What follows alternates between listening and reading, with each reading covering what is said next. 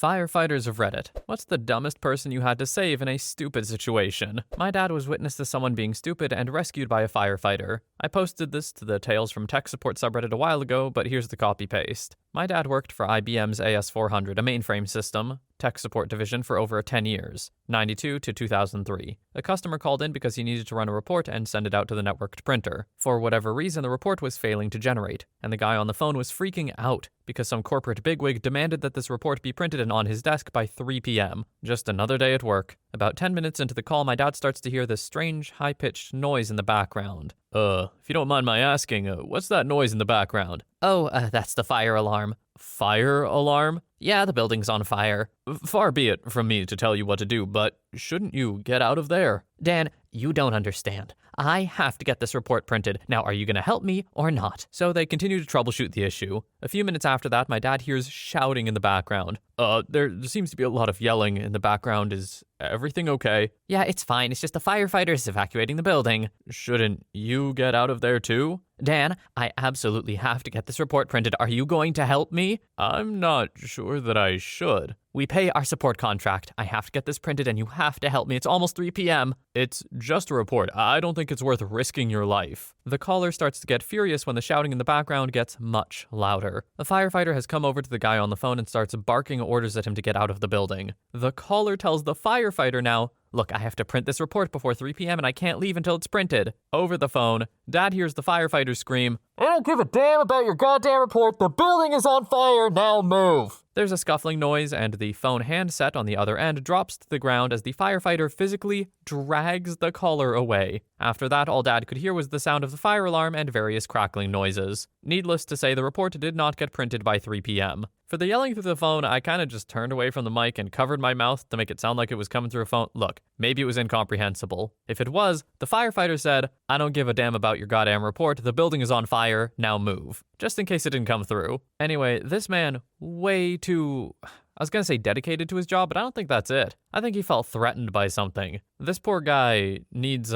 he needs something, because this priority list he's made for himself in his head is, no good. If there's a fire in your building, you get out. Story 2. I was a volunteer firefighter many years back. One summer, after a long period of no rain, 2 good old boys decided to have a few dozen beers and take their Jeep into a nearby field to go off-roading. Well, 2-ish foot tall corn stalks that are bone dry wind up getting jammed up into the undercarriage, which on a 90-plus degree day turns out to be hot enough to ignite a fire. The owner of the field sees the situation unfolding from their house and calls for fire and police. Given the proximity to my location, I go directly to the scene after hearing the page go out, and see these 2 jerks trying to drive the Jeep faster and faster to put the fire out. Eventually, the engine gives out, but they won't leave the car. I had to physically reach in, burning my arms in the process, and pull them out. Somehow they decided that remaining in the car would slow down the flames, and because they thought it was a good idea to continue driving a burning vehicle around a field, we now have a significant brush fire and have to call mutual aid from another county to help douse it. State police get involved. I have a nice trip to the hospital. Oh, and the jerks lose their Jeep and the remainder of their booze. Story 3. Not me, but my dad was a firefighter in NYC, and once responded to a call at a Chinese food restaurant where the owner's walkway was iced over. He apparently didn't speak very good English and maybe misunderstood the job of a fireman. Genuinely don't know. They salted down his front walkway for him and explained this was 100% not their job. They all had a good laugh and the guy gave them all free egg rolls. People always used to ask him questions about crazy calls and he never enjoyed talking about that, so he would always tell that story. Happened in '99 and still makes me laugh to this day 20 years later. Story 4. 2 I can recall, 1 specific. The specific one was a young girl around teenage years who decided those toddler swings with the seat you stick their legs through like a little basket so they can't fall out was made for a teenage girl. She got stuck and lost blood flow. We had to cut her down and get her to a hospital to have it safely removed, due to it basically becoming a tourniquet on both her legs. The other is general, but it's people who didn't wear a seatbelt and the people they ended as a result. You have less control of a vehicle when you're not being held in place, so those wrecks are more common, as at the first sign of trouble, your butt moves in the seat and reduces your ability to control the vehicle. You also become a projectile. You're lucky if you're the only one who loses your life in that. If you're not lucky, you wind up bouncing around and ending a passenger. Also the leading cause of partial ejections and re-entry to vehicles since nothing was holding them to the seats. So many times I could have just been there cutting someone out of a seat, and them being barely beat up,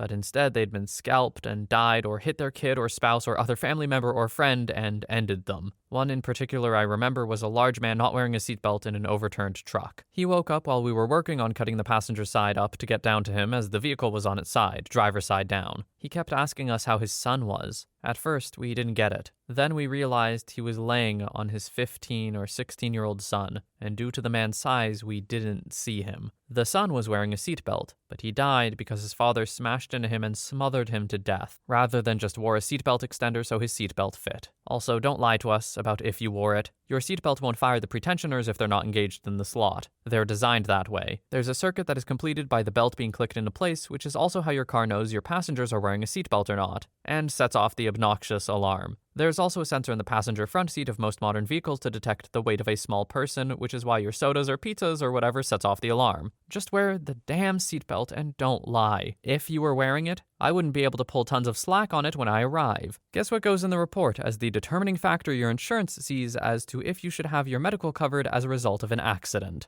Yup. I don't know what they do with the information, but I have to write it in the report. Source, State Vehicle Rescue Technician and Firefighter. Mostly volunteer at this point. Story 5. This is my dad's story, not mine, but I've heard it so many times I think I can accurately tell it here. My dad was on the Boston Fire Department for a little over 35 years. For 13 of those years, he worked at a fire station in Dorchester. In Dorchester, there's a zoo, the Franklin Park Zoo. One morning in late September, they get a call to the Franklin Park Zoo for a young girl mauled by a gorilla. This is the sort of call they get all the time. Gorilla jumps at the glass, kid gets scared, parents panic and call 911. So they hop in the truck and ride on over. It's one of those kind of foggy, early fall mornings as they walk into the zoo. A couple of the other firefighters start walking into the zoo as my dad notices a man sitting on a bench holding a little girl in his arms. Assuming this is what the call is for, he walks over to the man. The little girl has a scrape on her forehead and she's crying, but is otherwise fine. The man looks like he just saw a ghost. So my dad asks the guy what's going on. The man just says, "Little Joe is out." What does that mean? Little Joe is out. And my dad asks one more time, who the frick is Little Joe? And Little Joe is a 500-pound adolescent male silverback gorilla, loose in the streets of Boston. It's right about now that my dad realizes he's not exactly qualified to handle a gorilla, but he doesn't know who to call, so he calls everyone. 2 minutes later, the fire chief shows up, not knowing what the call was about yet, and jumps out of his car saying,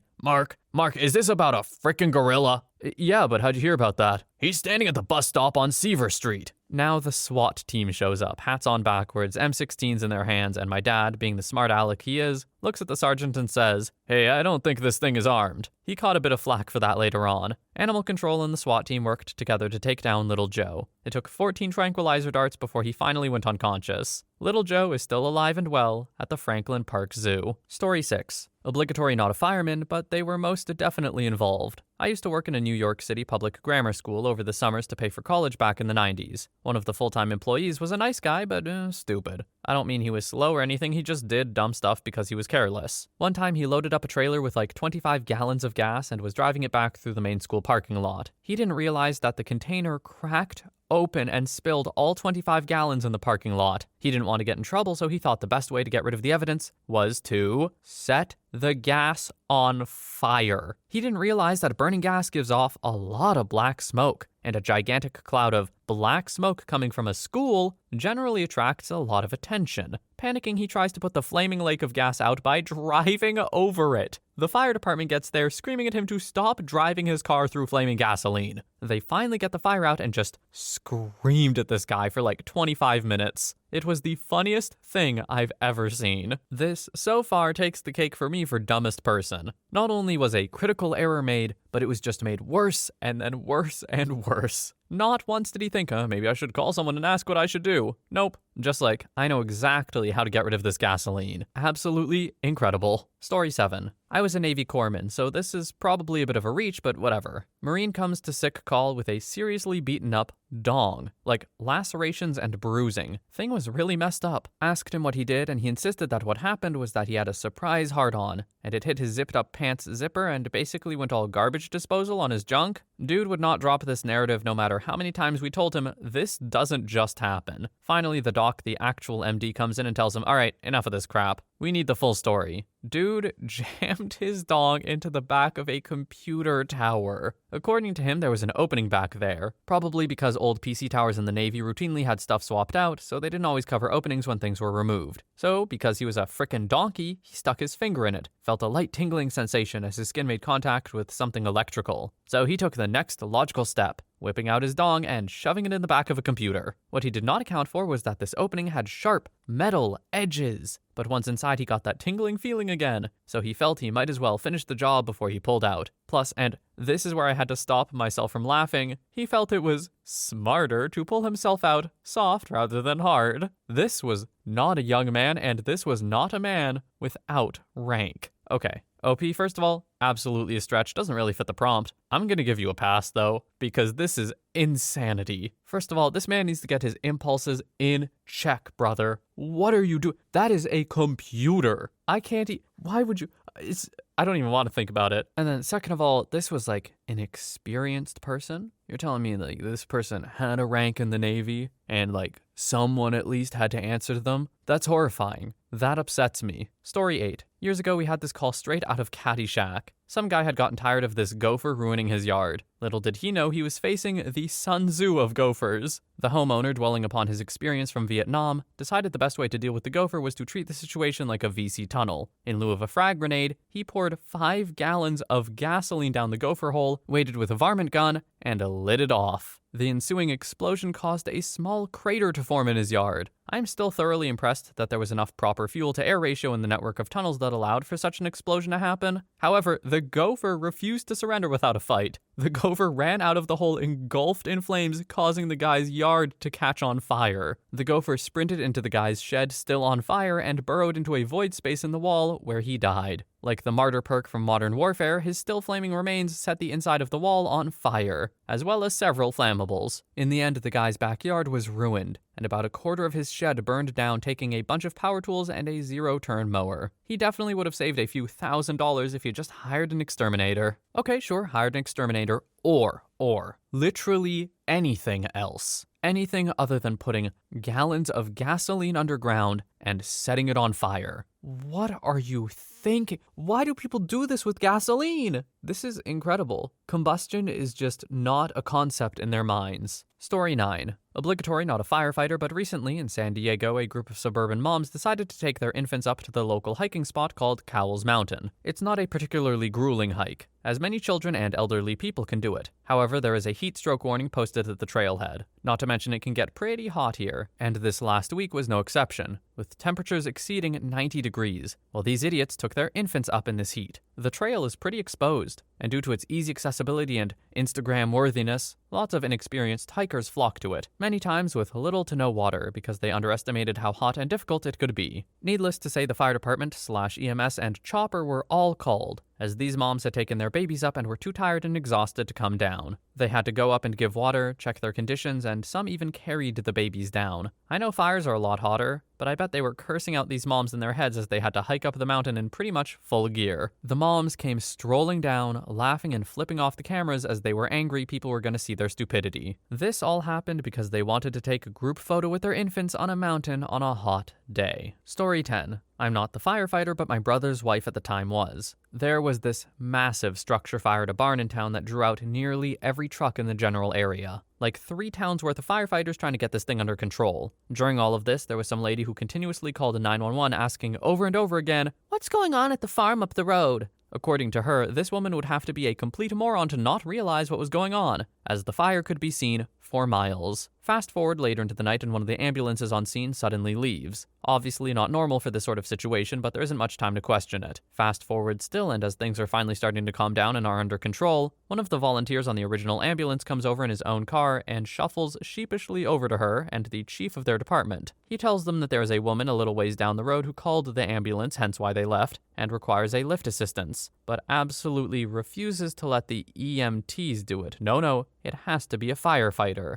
My brother's wife, seeing that the other departments have things under control, goes with the man to see what's up. Apparently, it was the woman who had called 911 over and over again, and when they arrive, she is laying on the floor, wailing. EMTs say they can't find anything wrong from what they've been able to do, but with her requested firefighter, they are able to get this woman up. They start asking her what happened, hoping she might be more willing to share with my brother's wife there, and she says, I was just feeling a little ignored. I figured this would get your attention. Grown woman laid herself on the floor, called for help, insisted on a firefighter when there was no need, all because the barn fire was getting way more attention than she was, and the 911 operators wouldn't give her the gossip on what was going on. I know she got in major trouble for abusing 911, but from what I hear from the people on both fire and ambulance, she has made a habit of calling for help whenever she feels she's not getting enough attention. I feel like I don't even need to know what the DSM is to call this woman a narcissist extreme. Like, I feel confident just throwing on a diagnosis on this. Not really, don't do that.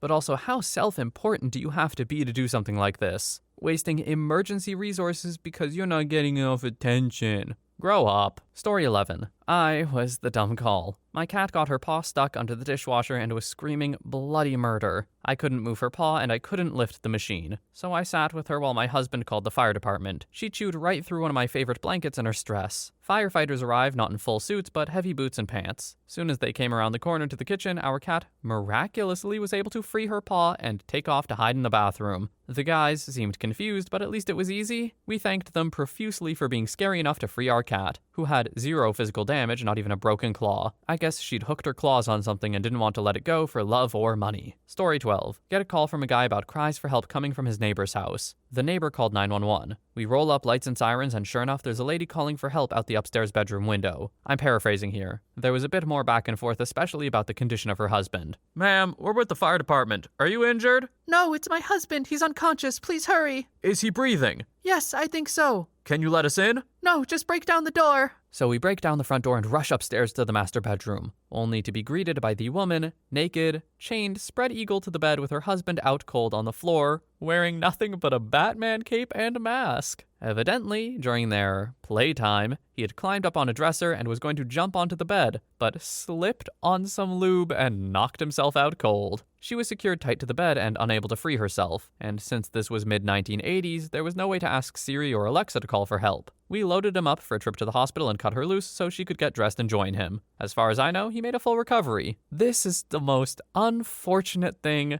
I have heard in this thread. I don't think these people are dumb. I think a mistake or two was made for sure. But this is just unlucky, man. The situation, what actually, took place, him getting knocked out, and then it being at a time where you have to call out your window for help. But hey, they got help, so mission accomplished. Story 13. Obligatory not a firefighter, but I was working with them that day. So back in my harbor master days, the town would have a 4th of July fireworks display every year. They would bring in a barge with something like 2,000 big ol' mortars on it. We, along the Coast Guard, State Environmental Police, and a few local cops with boats, would set up a stay-back area around the barge for the show. Nothing serious ever happened, so we generally sat around with the best seats in the house. So we're all sitting there celebrating our independence by annihilating as much of the sky as the town budget would allow. About 2/3 of the way, I notice a small fire on the front of the barge. So I give everyone a heads up on the radio. From a distance, we see one of the crew run across this barge, vomiting projectiles into the sky with a fire extinguisher in hand. About the same time as he arrives, the fire flares up big time. The guy just throws the fire extinguisher into said fire and starts running back to where apparently they had a protected area. Before he makes it back, there is a massive flare-up/explosion. Everybody hits their lights and starts hauling it to get to the crew. That's when the remaining fireworks started going off. We were the second ones to arrive, and one of the assistant HMs is yelling at the crew to get off the barge. There are dozens of fireworks going off. You can feel an intense heat every single time. Balls of fire are just flying every which way. The crew refuses to leave. One guy's yelling at my coworker that they can't because all their belongings were on the front of the barge, where the fireworks were exploding in their tubes. The look on my guy's face was priceless. He just reaches up and starts pulling people down into his boat. I think by the time he grabbed the second guy, they all got the message and started jumping in. We all get out of there ASAP. Somehow, the only injuries were minor from them jumping into the boat. Though I did hear that one of the Coast Guard boats won itself a nice hole in the roof, I never actually saw it. We then make a call to the tugboat that brought the barge to turn its water cannon on the thing. We got a big negatory from them on that one, as they weren't going anywhere near it. The next option was the volunteer fire department. The problem was, they didn't have a fireboat, just trucks. So the possibly inebriated firemen need to commandeer the local 3-car ferry and use that to get their truck to the barge. It took them about 30 minutes to get there and foam the thing down. It was a pretty funny sight watching them trundle on by having a laugh about being on a ferry. We actually had to bring in the frickin' bomb squad from the local large city, but they couldn't make it till the next day. When we finally got the report, the fire was caused by, you guessed it, all of the crew's belongings, which were apparently sitting next to the mortars and not with them behind the barrier. The kicker was all of the company's insurance and licenses, etc. were with their stuff, so they were all gone too. Just all around fun in small town America. Story 14. Not a firefighter, but EMT. Dude was spending some time alone and wanted to, stimulate himself. I guess he didn't have a traditional fake dong, so he used the handle end of a whisk. Now, the problem was that the whisk had a ball on the very end of it. Handle was a normal cylinder tube with a ball on the very end. Went in just fine, but he couldn't pull it out. Apparently, when they got the call, he didn't tell them what was going on, just that he had got something, stuck. They got there to see a whisk hanging out of his butt. Apparently, the whole thing just made everyone laugh. But the poor dude was freaking out and in pain from trying to pull it out. He also apparently tried to give it a few good tugs, which probably didn't help. Took him to the hospital where they gave him relaxer and lubed him up. Story 15. I was a volunteer with a rural department in the foothills of the Appalachia, in a very small college town, like roughly 1,500 students and about 500 locals. Every year we had drunk students fall off the side of the relatively gentle sloping mountains around campus. These falls were rarely fatal or even likely to cause serious injury. One of the frats had a big formal, and we got the call that someone had wandered off from the party and couldn't be found. This was just before cell phones started to be everywhere, and cell phones didn't work very well around campus anyway. Turns out it's a guy in my class who I know pretty well. We go out into the woods looking for him and hear groaning down the side of one of the drop-offs. Not a far drop, about 15 feet, but sheer sides and no way to walk out. I personally have climbed down this little gully before and climbed back out. It's not difficult, but this guy can't get it together and has no idea where he is. So we have to get the high-angle rescue truck to drive out of there with all of the ropes and the backboard and other stuff. Then we have to get it all rigged up with the appropriate anchors and systems that we were required to use in any high-angle rescue situation. Then we have to drop down there and try to backboard this drunk idiot. The whole frickin' time he fought us on it. I'm sitting there trying to explain, hey man,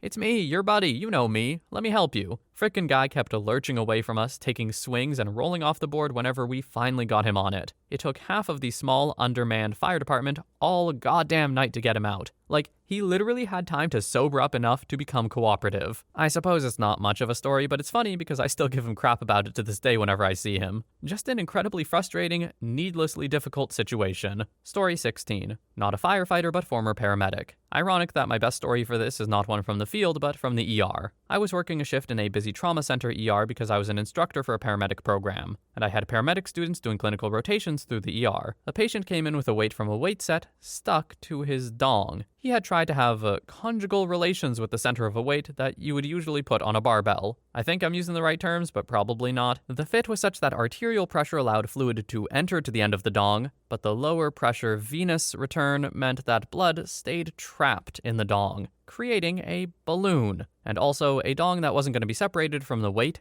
anytime soon. I don't remember how heavy the weight was, I only remember it was big and red. So the guy shows up in the ER on his own, but before surgery is undertaken, the ER doc wanted to see if the fire department could cut through the weight with some of its heavy rescue equipment used to cut people out of wrecked cars. So 911 was called. I don't know much about those weights, but I guess they're made of cement sometimes, and none of the hydraulic equipment the fire department tried could cut it off. One of my friends was on the crew that responded, and I got to hear all about it, as we were all ushered out of the room during the actual cutting attempt. So attempts to cut fail, and we prepped the guy for emergency surgery. I'm sure with a urologist, but it was over 20 years ago, so I don't know for sure. I do know that the surgeon told the ER doc that the man would probably be impotent for life. When dongs get stuck in things that cannot be removed, they have to cut splits into the dong to relieve the pressure by draining the trapped fluid. This may or may not leave the person with permanent impotence, but in this case, it was pretty certain that would be the result. This is the second one to put your dong where it doesn't belong, man. The first one was a computer, so this one is actually better in comparison, in my opinion. The outcome sounds much worse, though. So what have we learned? I don't know. Don't do that, bro. Story 17. My friend's former roommate was a firefighter. I describe him like this and not as my friend because he's actually a total dong. but he's still a firefighter, so he saves lives. Anyway, I was over at their place one day, and firefighter Dave, not his real name, comes home looking exhausted. We could smell the smoke on him, so we knew he had seen some action that day. We asked him about it, and he just got this really sad but humored look in his eye. An Instagram model had set her apartment building on fire by filling her room with candles for some photo shoot where she would pretend to be doing yoga in the middle of hundreds of candles. But she saw a spider sitting on one of the lit candles, so she sprayed Raid on it. The room pretty much ignited extremely quickly, and in her fear, she threw the bottle of Raid at the fire and then hid in her shower across the hall. She was still in the apartment when Dave kicked in the door and carried her out. Her apartment engulfed in flames. She was close to passing out from smoke inhalation, so Dave had to cradle her in his arms. As he carries her to the window to be lowered onto a ladder, she says, "Wait." Dave stops, thinking she's about to tell him about someone else that needs rescuing. She meekly lifts her phone and snaps a selfie, making the duck face and everything. Flames in the background. Apparently, by the time he left, the Insta model had posted the photo to her profile and it was getting tons of likes. From what I hear, though, she did get the spider, so technically not a total moron. Story 18. I remember a story about this kid that decided it would be fun and games to go hide before bedtime and lock himself in his parents' bedroom. After his parents noticed he wasn't brushing his teeth like he should be after putting on his pajamas, they further noticed that their bedroom door was locked. After some knocking and giggling, they figured out what was going on. Okay, fun and games is over, time for bed. It was then discovered by the kid when unlocking the door that by some terrible odds, the key had jammed itself into the keyway and wouldn't turn. After a few seconds of struggling, panic set in and the waterworks came. The parents also couldn't open the door despite their best efforts, even going as far as disassembling the lock as much as possible from the hallway. Eventually, after much frustration, the father, who was an off-duty firefighter, had to drive all the way into the station on his day off to borrow the hand-pumped hydraulic door popper. Eventually, he got back and managed to force the door open without too much damage on it. He saved the day once again, all on his day off. The problem was eventually discovered to be that the kid used some random key that he found that wasn't even meant for the type of lock on the door. So how he managed to lock it with little to no effort is still a complete mystery to this very day. My family often reminds me of this story. Sorry again, Dad. What a reveal at the end. It was OP all along, which for some reason I actually didn't pick up on, even though OP didn't mention their relation to the story at all. Maybe my reading comprehension needs work. Anyway, that is hilarious. I can imagine as a kid that would be so stressful. I don't know if I believe the whole locking it with a little to no effort thing though. I feel like as a kid he was probably jamming that thing in there and that's why I got stuck. But hey, I wasn't there, I don't know what happened. Maybe the stars aligned. I don't think the story makes you the dumbest person, OP. Stupid situation though, kinda. Anyway, that is all the stories we have for today. Thank you so much for watching, everybody. I hope you have a wonderful day or night wherever you are, and I will see you in the next one.